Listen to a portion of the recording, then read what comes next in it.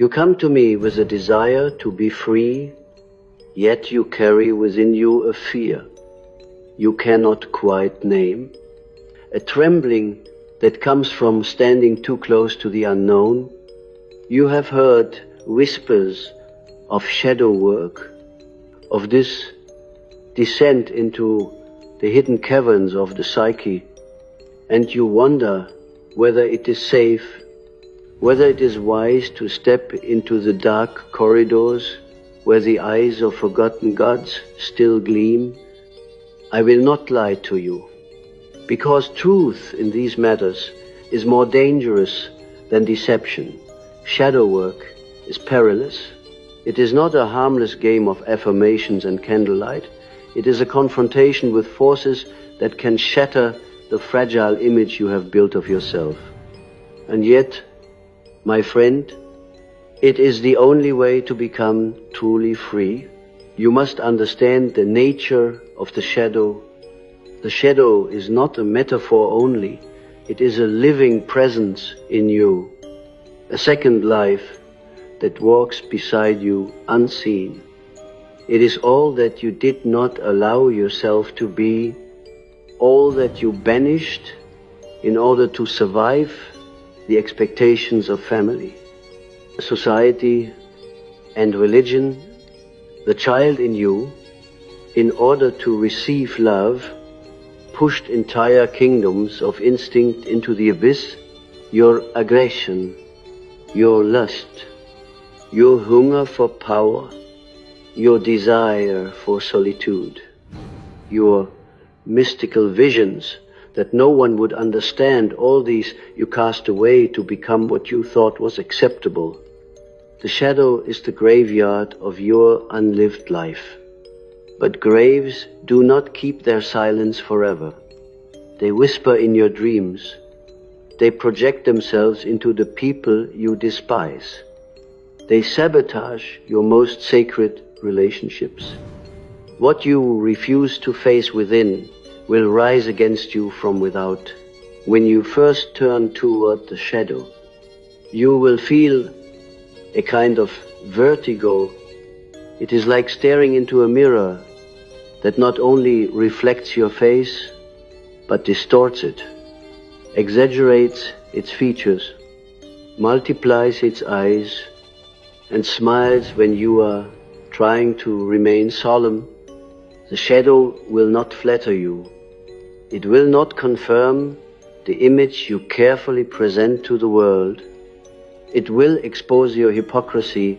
It will show you that the saint hides a secret sinner, that the healer hides a wound that festers with resentment, that the lover hides a predator, and the victim hides a tyrant. To see this without collapsing is already an act of tremendous courage. But why should you do it? Why risk the balance of your identity? Because the prison of the persona, the mask you wear, is unbearable for the soul. You may live a socially acceptable life, but you will suffocate in your own falseness. The soul longs for wholeness, not for approval, and wholeness cannot be found by collecting more virtues, but only by embracing your own opposites. You cannot know light until you face your darkness. You cannot know love until you face your hatred. You cannot know freedom until you face your compulsions. This is the paradox. The shadow threatens to destroy you, but it is the very path to liberation. Let me tell you about a dream, one that a patient brought to me many years ago. She dreamed she was descending a spiral staircase into a cellar where a beast with golden eyes waited. The staircase was narrow, the walls damp, and with each step she took, she felt the weight of centuries pressing upon her. When she reached the cellar, the beast spoke. I am what you have always been, but never dared to name. She awoke in terror. trembling, unable to speak of it for days. But in the weeks that followed, she began to discover a ferocity in herself. She had long denied the fire of instinct that allowed her to end a toxic relationship, to claim her independence, to create art that burned with vitality. The beast in the cellar had frightened her, yes, but it had also given her back her life. This is what shadow work does. It awakens what was buried. It releases the gold imprisoned in the darkness. But be warned, not all who descend return unscathed. Some lose themselves in fascination with their own darkness. Intoxicated by the forbidden, they mistake indulgence for integration. They glorify the monstrous instead of bringing it into harmony with the human. This is why discipline, humility, and the guidance of symbols are necessary. You must not become possessed by the shadow. To integrate the shadow is not to unleash it recklessly upon the world, but to recognize its voice, to give it a seat at the table of your inner parliament, to learn from its energy without allowing it to dominate the whole. To repress is dangerous, but to identify completely is fatal. Balance is everything. Freedom does not mean the absence of chains alone. It means the capacity to carry your chains with awareness. You cannot annihilate the shadow. You cannot burn it away with prayer or wash it off with holy water. The shadow belongs to you as much as your face does. To become free is to make peace with your own duality, to walk through the world with both hands open, knowing one holds the light and the other the darkness, and that both are necessary for the wholeness of being. Consider also that the shadow is not merely personal. It stretches far beyond your biography into the collective unconscious, into the vast realm of archetypes that humanity has shared since time immemorial. The monsters of myth, the demons of religion, the tricksters and witches of fairy tales. These are not fantasies alone, but reflections of what stirs in the depths of all souls. When you dream of falling into an abyss, of being chased by a wolf, of being swallowed by a sea serpent, you are not only seeing your own repressed impulses, you are touching the mythic dimension of the human psyche. You are encountering the raw material out of which civilizations have woven their stories of gods and devils, and by facing these images within, you participate in the eternal drama of the human soul.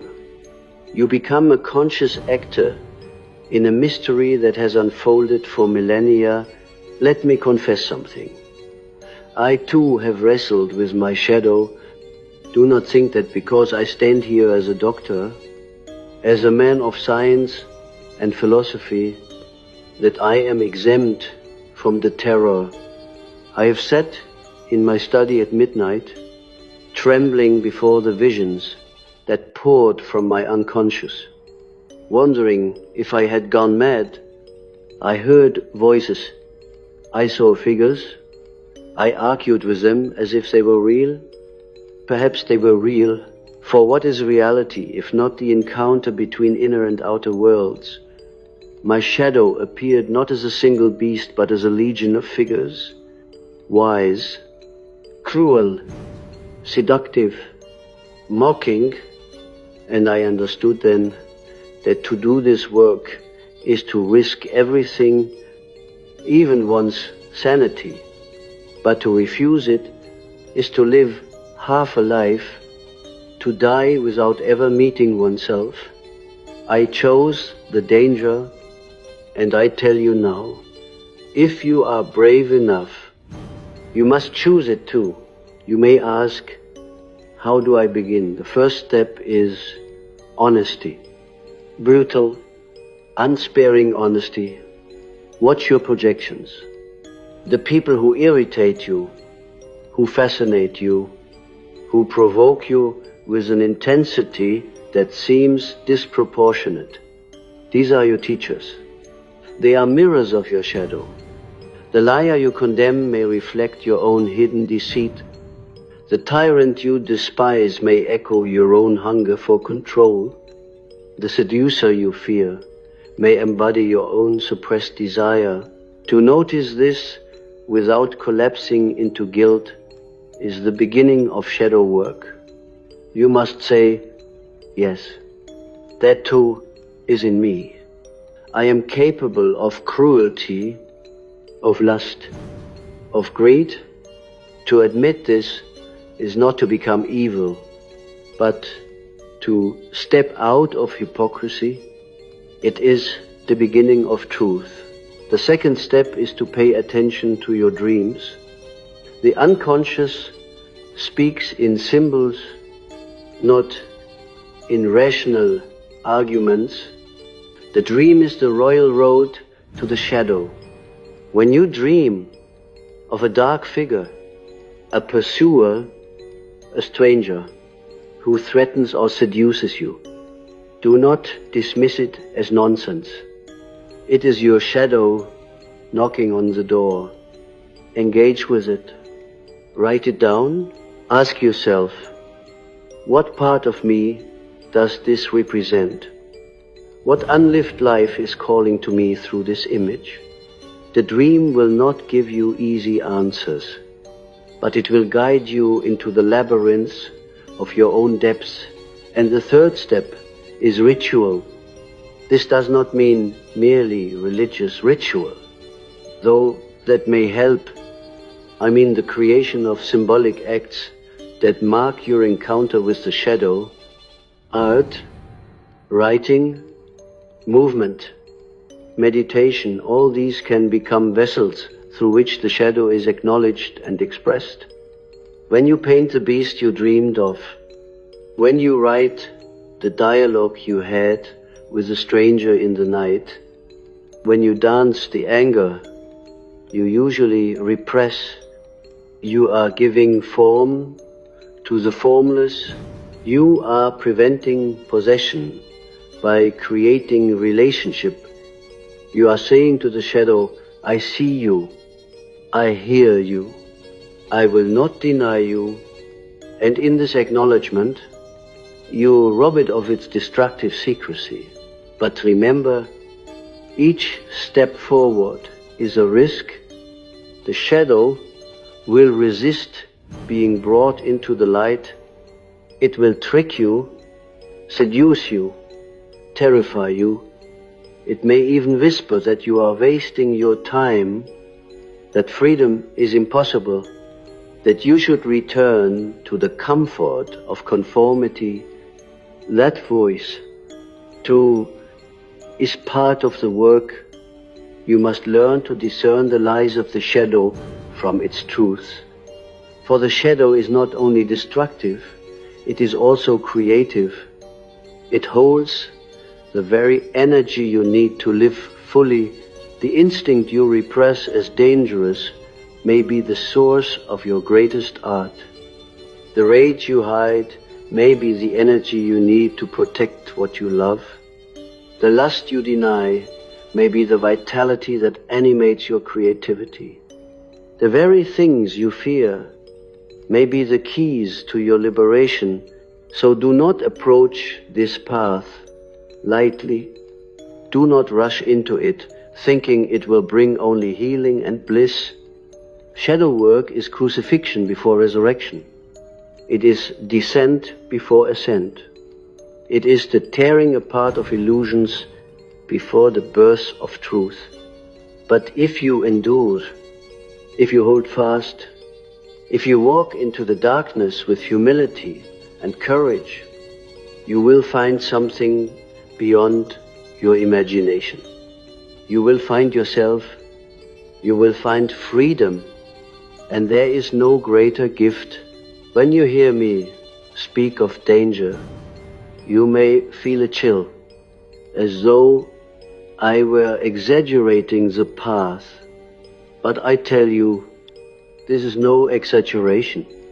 The unconscious is not a polite guest house where your hidden parts sit quietly waiting for tea. It is a wilderness filled with beasts, angels, tricksters, serpents, and forgotten children crying in the dark. To descend into it is to risk losing the map of who you thought you were. And yet, this is precisely the necessity, because who you thought you were is too small for the magnitude of your soul. The self that you present each day, the persona, is like a mask worn by an actor. It fits the role society has given you, but it does not encompass the fullness of your being. If you cling to that mask, you will suffocate. If you throw it off too suddenly, you may drown. The work of the shadow is to loosen the mask slowly, to let your true face breathe through it, to reconcile the role with the reality behind it.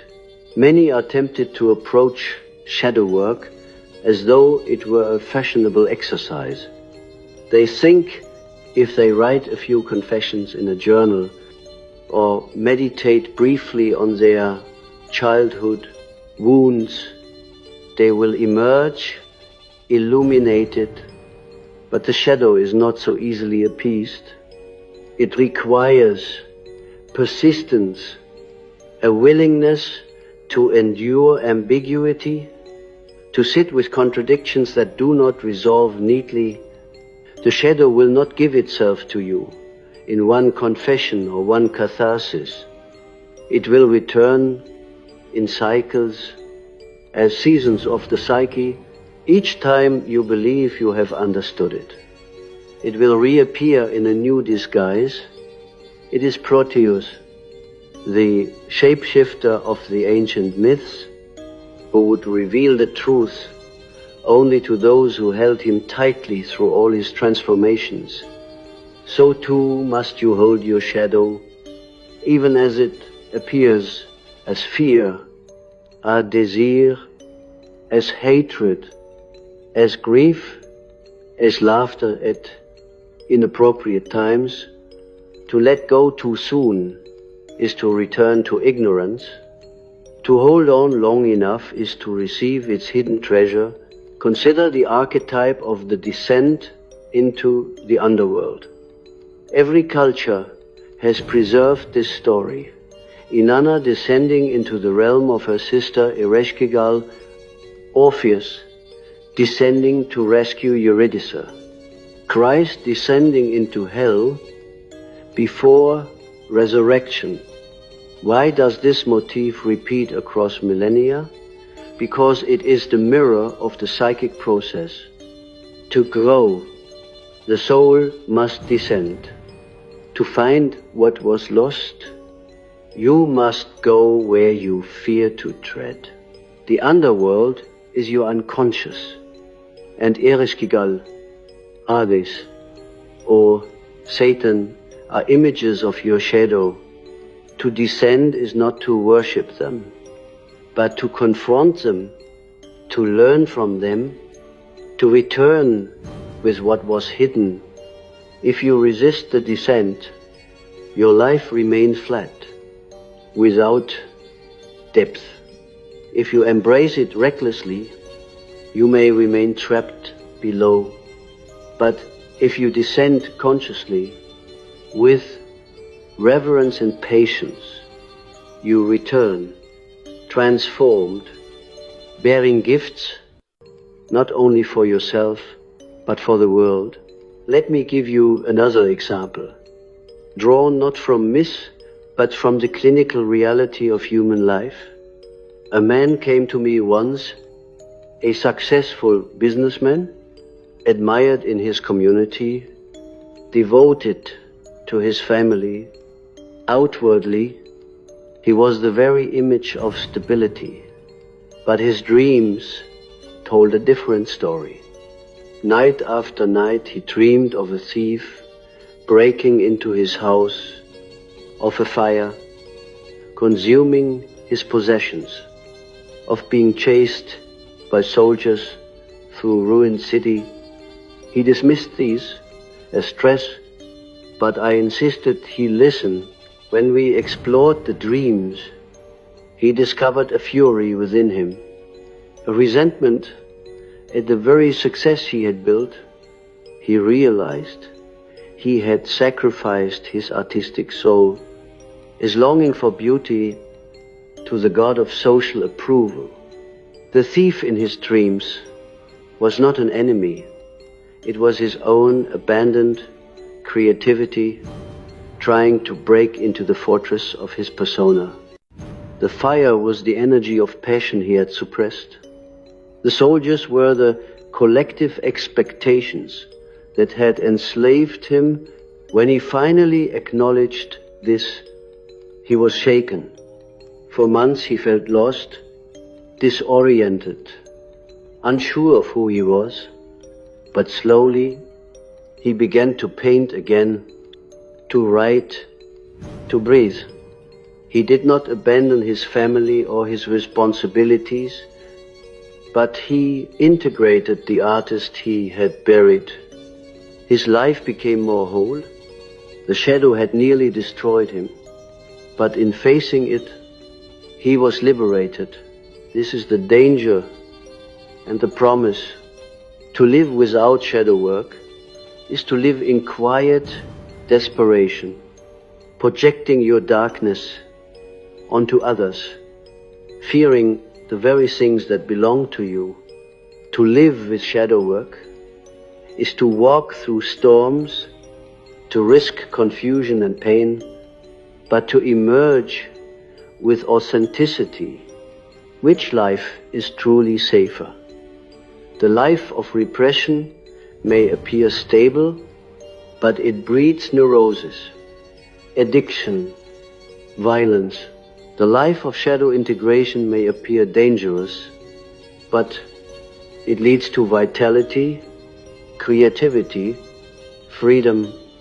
The choice is not between safety and danger, it is between a slow death and a difficult rebirth. You may ask, what protects me in this descent? I tell you, symbols are the language of the unconscious, and they are the bridges that carry you through. A dream is not just a random story. It is a symbol woven by your psyche to guide you. A ritual is not just a superstition. It is a symbolic act that mediates between consciousness and the depths. Art, myth, religion, these are not mere ornaments of culture. They are the maps of the underworld, drawn by countless souls before you. When you engage with symbols, you are not alone. You are accompanied by the wisdom of ages, but you must learn to see with symbolic eyes, to read the language of the psyche, not literally, but imaginatively. If you dream of death, do not panic. It may be the death of an old identity, not of your body.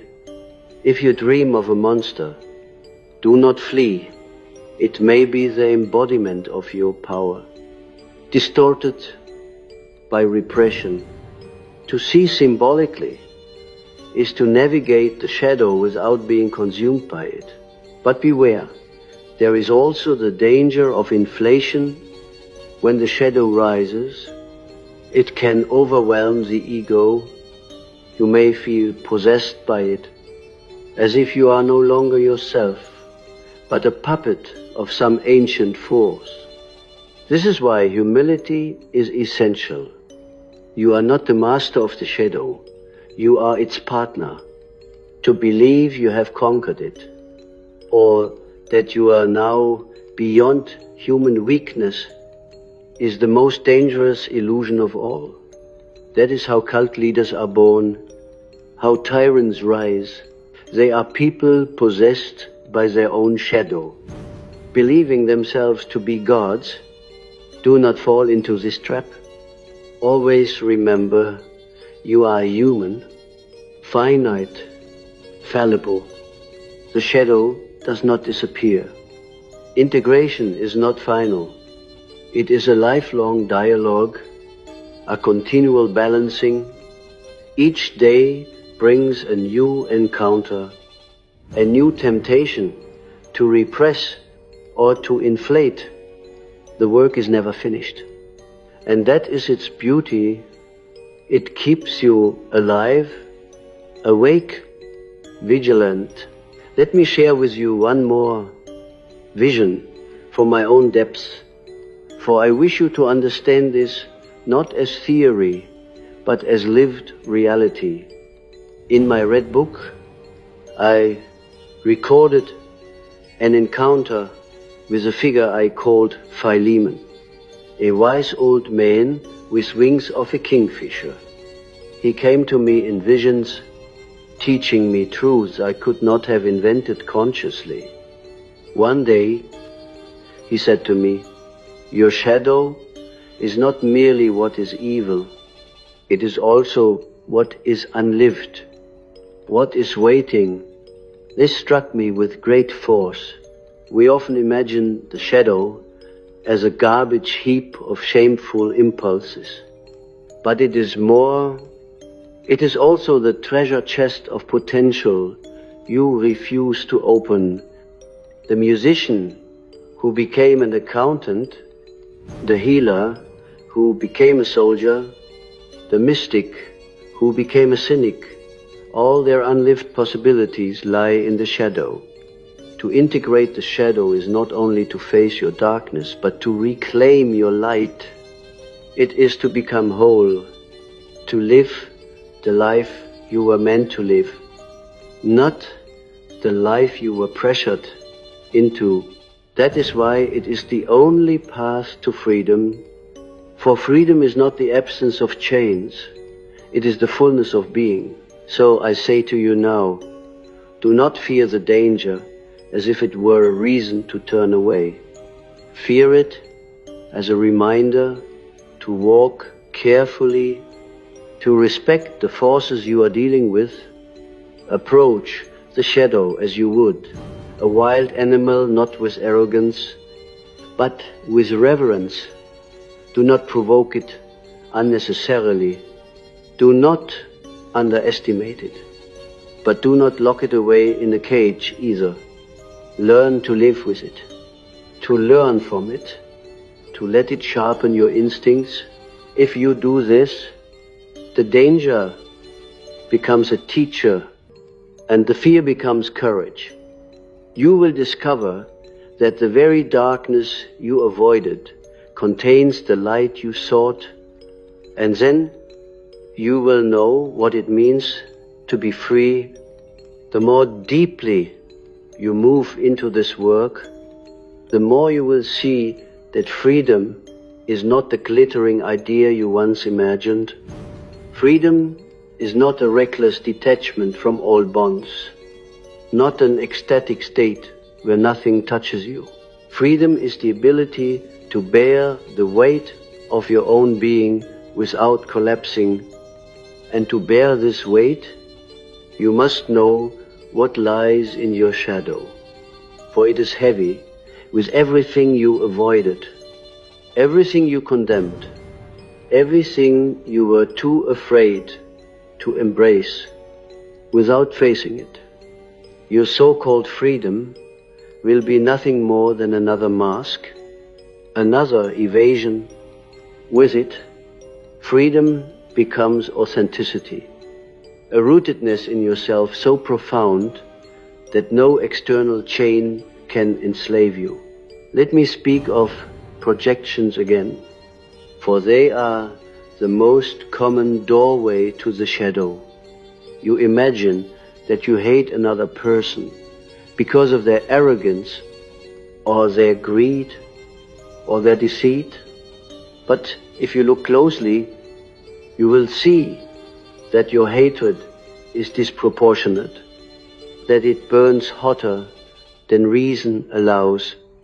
This is the sign that the figure before you is wearing a piece of your own soul. You have projected your shadow onto them, and now you battle them as if they carried your fate in their hands. If you withdraw the projection, if you dare to say, "This arrogance I see, this greed I despise, it is also in me," then you reclaim a piece of your shadow. But this is not easy, for the ego resists violently. It does not want to admit such kinship with what it abhors, yet without this admission, you will forever be at war with phantoms, chasing enemies that are nothing more than mirrors. This is why I say shadow work is dangerous.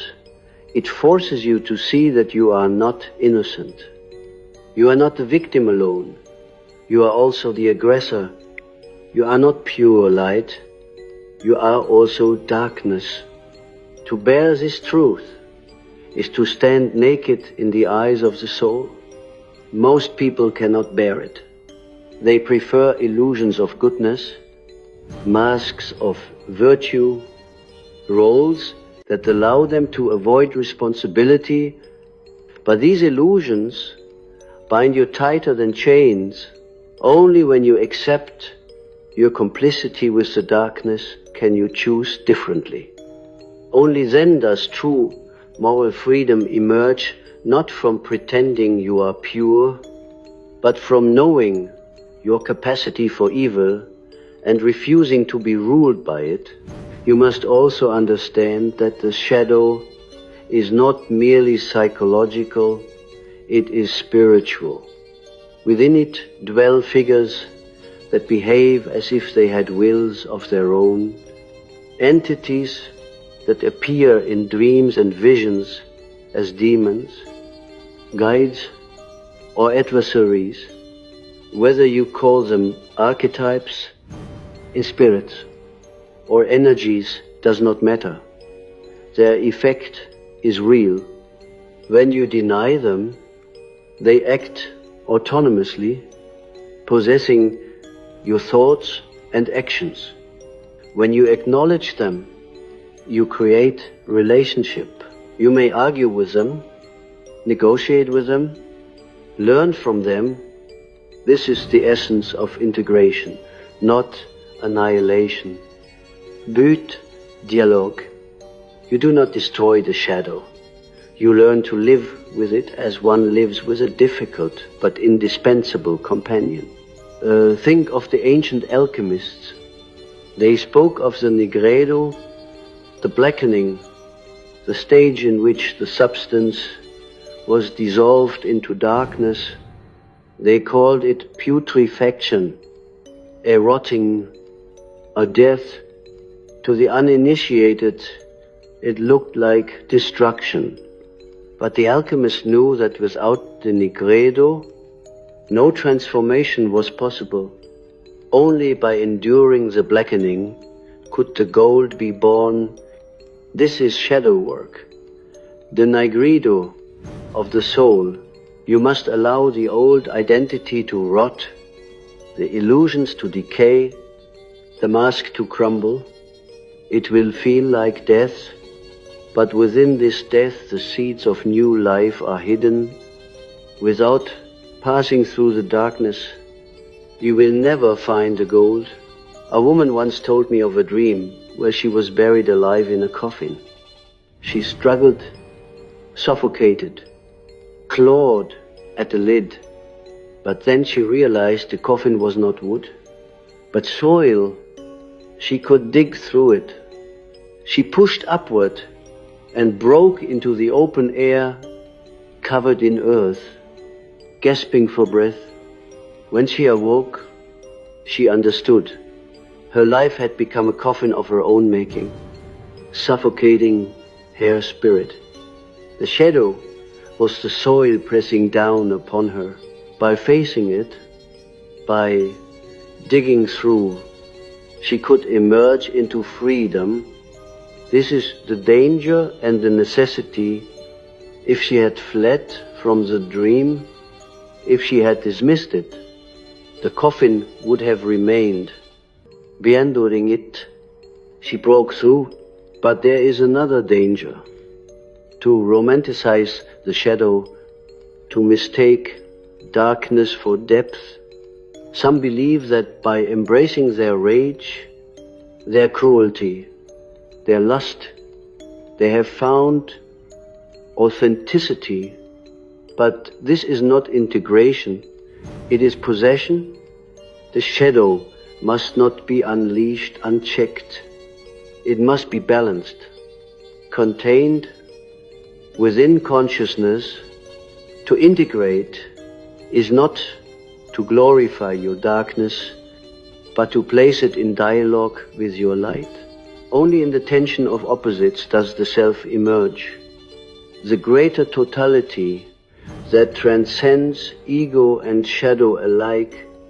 If you identify with the shadow, you fall into chaos. If you repress it, you fall into rigidity. Integration is the narrow path between, the way of wholeness. Do not underestimate how lonely this path can feel. To engage your shadow is to step outside the comfort of collective illusions. Society thrives on masks, on shared projections, on scapegoats and saints. When you begin to see these dynamics, when you recognize the shadow at play in politics, in religion, in families, you may feel alienated. You may see through what others take for granted, but this is part of the freedom to no longer be bound by unconscious collective forces, to act from your own center.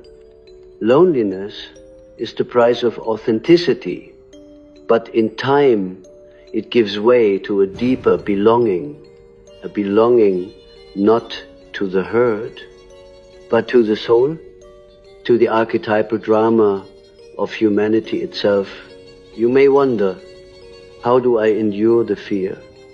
When the shadow rises, when the dream terrifies, when the projection humiliates, what gives me the strength to continue? I answer you, love, not sentimental love, but a deep reverence for the wholeness of the human being. You must learn to love even the parts of yourself that disgust you.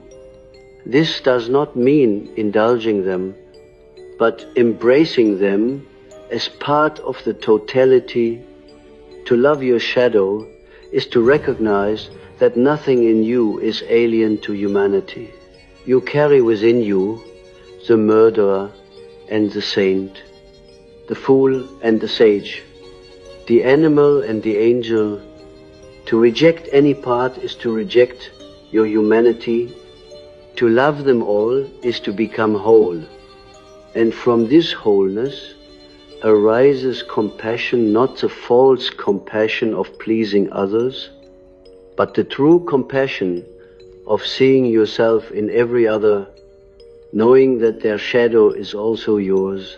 At times you will fail, you will project, you will repress, you will fall into old patterns. Do not despair. The shadow is patient. It will return again and again until you learn each failure is an initiation, each mistake a lesson.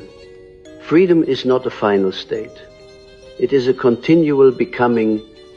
You will stumble, but each time you rise with greater awareness. In this way, the shadow becomes not your enemy, but your teacher. And in time, you will bless the very darkness you once feared, for it will have led you to yourself. When you walk far enough into the darkness, something remarkable occurs. You begin to sense that you are not alone. What you called the shadow is not only personal, it is woven into the fabric of humanity itself.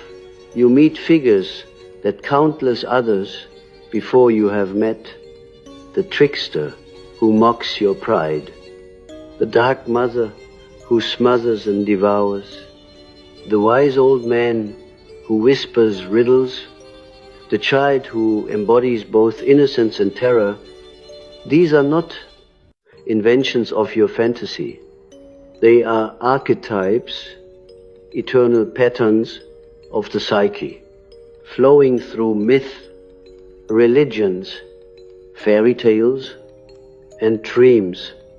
When they rise within you, you are participating in an ancient drama. This realization can terrify you, for it makes your struggles cosmic, but it can also comfort you, for it shows that you are not alone. What you suffer, humanity has suffered. What you confront, countless others have confronted. The shadow is dangerous, yes, but it is also universal, and in that universality lies a hidden companionship. One night, in my own explorations, I dreamed of standing before a great serpent coiled around the roots of a tree. Its eyes burned with an intelligence older than humankind. It hissed, "You fear me because you believe I will devour you. But I am not your death. I am your transformation."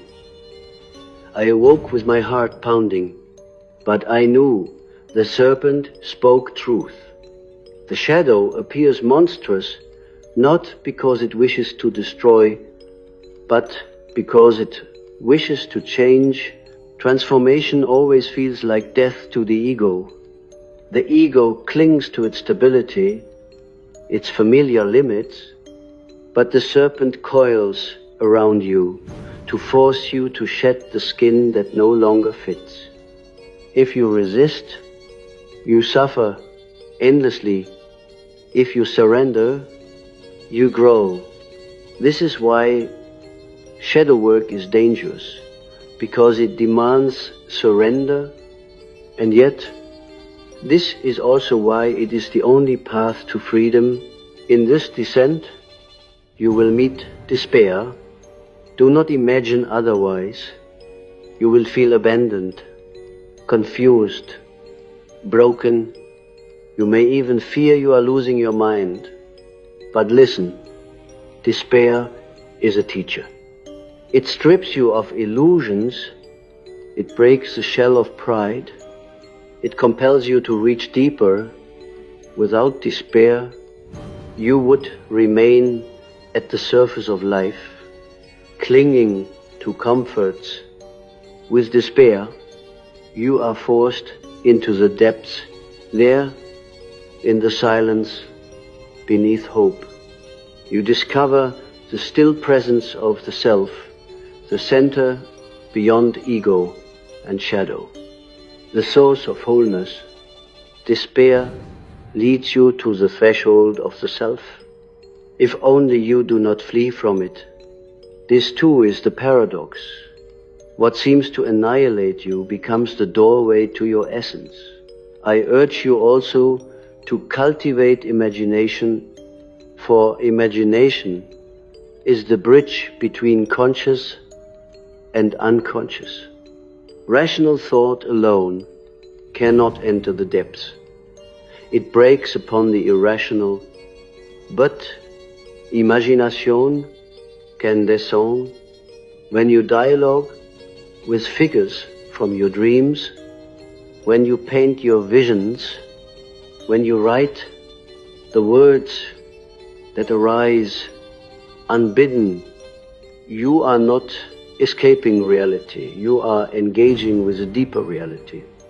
Active imagination is the key to shadow integration. It allows the unconscious to speak, and it allows consciousness to listen. It transforms the dangerous confrontation into a creative relationship. Without imagination, you will be overwhelmed. With it, you can weave meaning from chaos. Some of you may be tempted to ask, is this truly necessary? Can one not live a decent life without facing the shadow? And indeed, Manedo, they remain within the safety of their personas. They project their darkness onto others. They maintain the illusion of virtue, but beneath their surface, corrosive festers, they become rigid, fearful, resentful. They pass their unexamined shadow onto their children, their communities, their nations. Wars are fought not only with weapons, but with shadows unacknowledged. The violence of the world is the collective shadow made flesh. If you refuse your shadow, you contribute to this violence unconsciously. If you integrate your shadow, you withdraw your contribution, you become a point of light, not because you are pure, but because you are whole. And this is the only path to true peace within yourself and within humanity. You will notice also that the shadow is tied to the body. The impulses you repress are not abstractions. They live in your muscles. Your breath, your heartbeat, told anew your anger tightens, your yaw stiffens your spine. To deny your sexuality numbs your skin, drains your vitality. To deny your grief weighs upon your lungs, makes each breath shallow. When you integrate the shadow, you do not only liberate your mind, you liberate your body. Energy flows where it was blocked. Breath deepens, movement becomes alive. The animal within rejoices, no longer chained. You feel more embodied, more rooted, more alive. This is not mystical fancy, it is the natural result of wholeness. To be free is to be fully in your body, not imprisoned in your head, and yet integration is not final. Do not believe that one heroic descent will solve everything. The shadow grows with you. Each new stage of life creates new repressions, new unlived potentials, new dangers. The work is never complete. It is a spiral, returning again and again to deeper layers. Each cycle is dangerous, but each cycle brings more freedom. This is why I call it the individuation process, the gradual unfolding of the self through the continual integration of opposites. It is the work of a lifetime, and it ends only in death. But what a gift to die, having truly lived, having truly met yourself, having truly become whole. If you ask me for certainty, I cannot give it. I cannot promise you will not be broken. I cannot promise you will not suffer. But I can promise this: if you undertake shadow work with sincerity, with humility, with patience, you will not waste your life. You will not die a stranger to yourself. You will taste the freedom of authenticity, the joy of wholeness, the mystery of the self. You will walk through the world not as a mask, but as a living soul, and though the danger will never leave you, neither will the meaning, for what greater meaning can there be than to become who you are?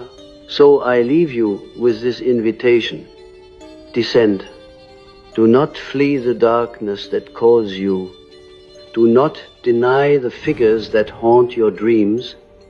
Do not despise the people who mirror your rejected self. Turn toward them. Listen. Engage. Create. Suffer the danger. Endure the confusion. Embrace the paradox. For beyond it lies the freedom you crave. The freedom not of escape, but of presence, not of innocence, but of wholeness. Shadow work is dangerous, yes, but it is the only way to become free